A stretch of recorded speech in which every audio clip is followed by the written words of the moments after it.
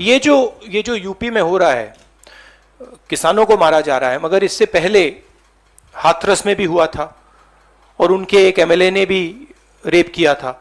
तो ये सिस्टमैटिकली ये एक नई तरीके की राजनीति हो रही है उत्तर प्रदेश में।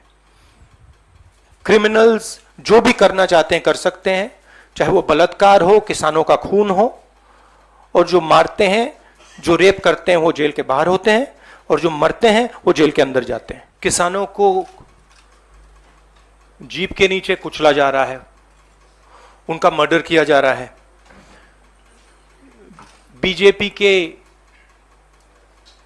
होम मिनिस्टर की बात हो रही है, उनके पुत्र की बात हो रही है, उन पे कोई एक्शन नहीं लिया जा रहा है। दूसरी तरफ पूरे देश के किसानों पर सिस्टमैटिकली एक के बाद एक आक्रमण हो रहा है। पहला आक्रमण लैंड एक्विजिशन बिल को रिवर्स करने का, दूसरा ये जो 3 नए कानून लाए हैं, और आज सिस्टमैटिकली जो किसानों का है उनसे छीना जा रहा है। और ये चोरी सबके सामने हो रही है। इसलिए देश के किसान दिल्ली के बाहर बैठे हैं। कल प्रधानमंत्री जी लखनऊ में थे, मगर प्रधानमंत्री जी लखीमपुर खीरी नहीं जा पाए।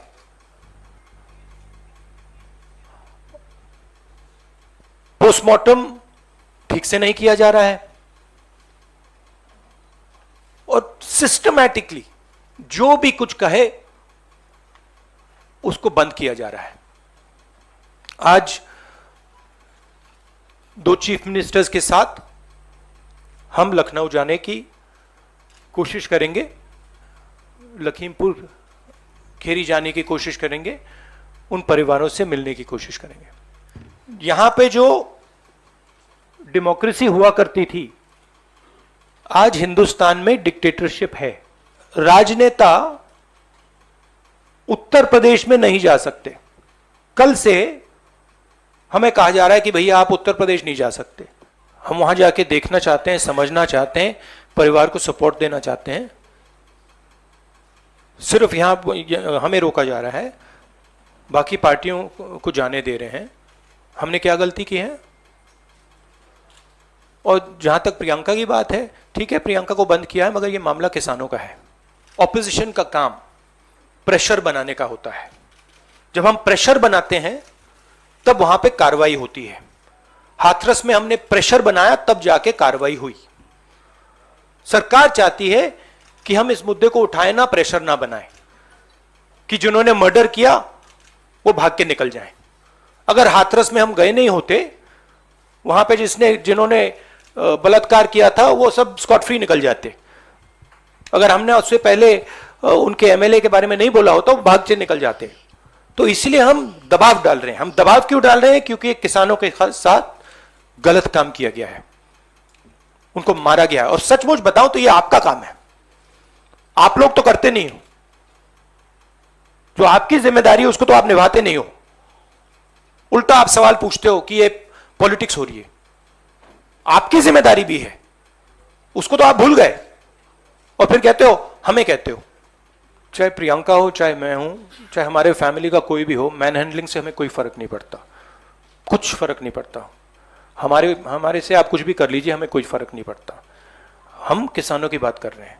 हमें बंद कर दीजिए, मैन हैंडल कर दीजिए, मार दीजिए, गाड़ दीजिए, कोई फर्क नहीं पड़ता। हमारी ये ट्रेनिंग है, सालों पुरानी ट्रेनिंग है। ये ट्रेनिंग हमें हमारे परिवार देता है, तो उससे कुछ फर्क नहीं पड़ेगा। सबसे पहले मैं वहां जाकर बात समझना चाहता हूं, ग्राउंड रियलिटी क्या है। क्योंकि ग्राउंड रियलिटी, सचमुच में ग्राउंड रियलिटी अभी तक किसी को नहीं मालूम। हम 3 लोग जा रहे हैं। सेक्शन 144 5 लोगों को रोकता है। 3 लोग सेक्शन 144 में जा सकते हैं, तो हमने उनको चिट्ठी लिख दी है। प्रेशर के बिना तो कुछ नहीं होगा, मगर प्रेशर डालेंगे, कोशिश करेंगे। बट ये देखिए, आप सवाल जो पूछ रहे हैं ये रिडिकुलस सवाल है, क्योंकि डेमोक्रेसी में ऐसा सवाल उठना ही नहीं चाहिए कि आप कह रहे हो कि देखो भाई भैया वहां पे किसी ने 6 लोगों को कुचल दिया, प्रधानमंत्री जी जा रहे हैं और आप मुझसे पूछ रहे हो कि जिस व्यक्ति के बेटे ने किया उस पर कार्रवाई होगी। यह डिक्टेटरशिप में सवाल पूछा जाता है, डेमोक्रेसी में ऐसा सवाल नहीं पूछा जा सकता।